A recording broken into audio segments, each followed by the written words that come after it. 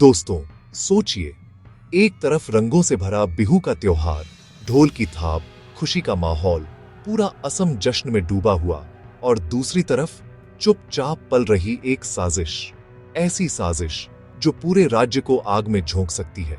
आज हम बात करेंगे बिहू अटैक की, एक थ्रिलर ड्रामा जो दिल को भी छूती है और दिमाग को भी झकझोर देती है।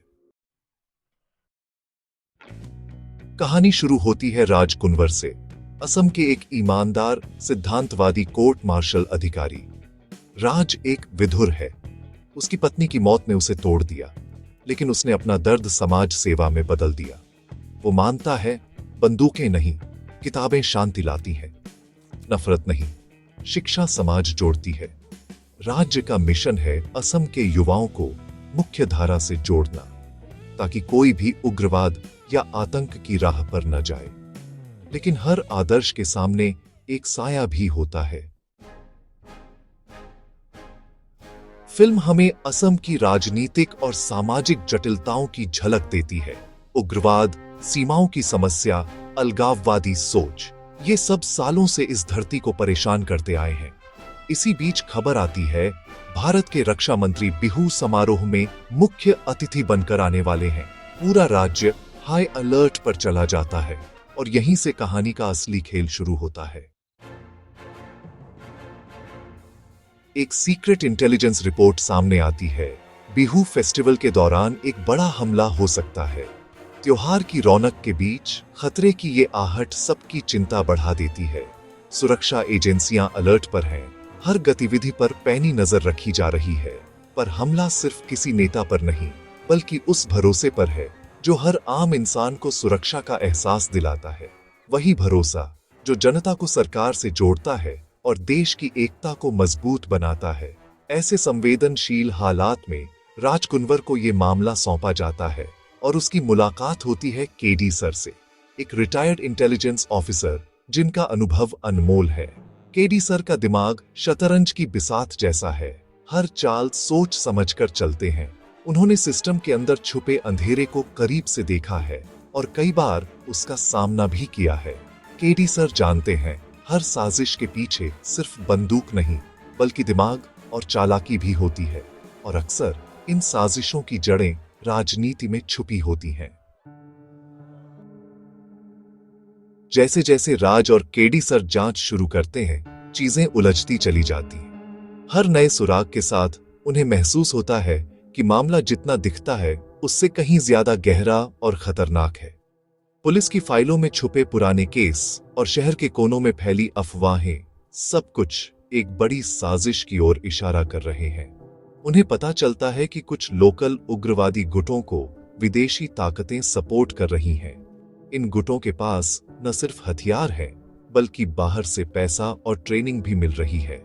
इंटरनेशनल कॉल्स और संदिग्ध ट्रांजैक्शंस की कड़ियां जुड़ने लगती हैं, और टारगेट है रक्षा मंत्री की हत्या, ताकि देश भर में अस्थिरता फैलाई जा सके। अगर ये साजिश कामयाब हो जाती तो पूरे देश में दहशत और अविश्वास की लहर दौड़ जाती।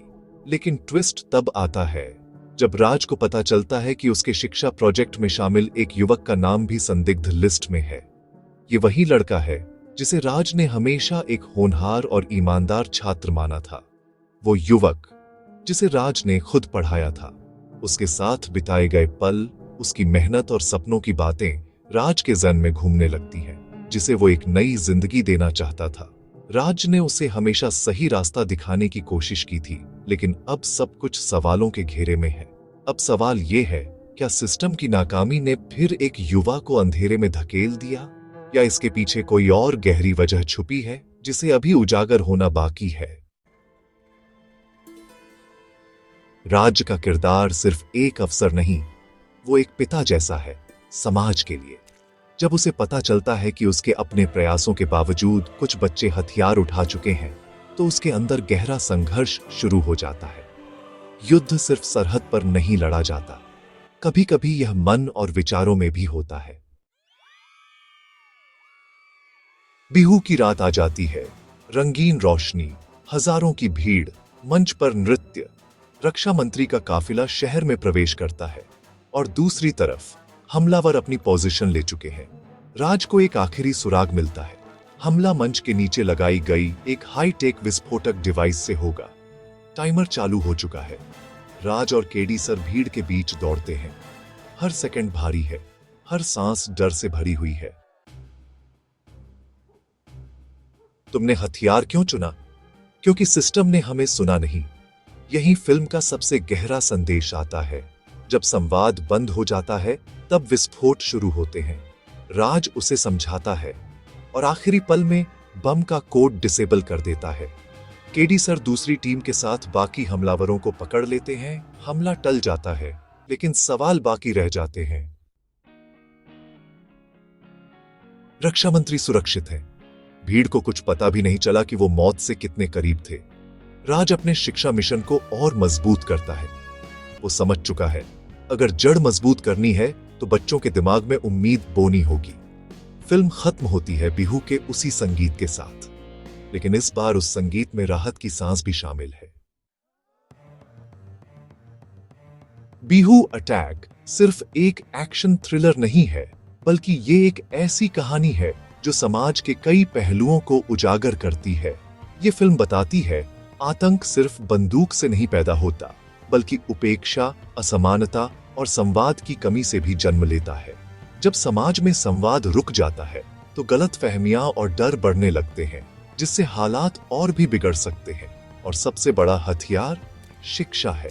शिक्षा न सिर्फ सोच बदलती है, बल्कि समाज को जोड़ने का काम भी करती है। यही वजह है कि फिल्म में बच्चों और युवाओं की भूमिका को खास तौर पर दिखाया गया है। दोस्तों, ये फिल्म इमोशन और थ्रिल का बेहतरीन बैलेंस है।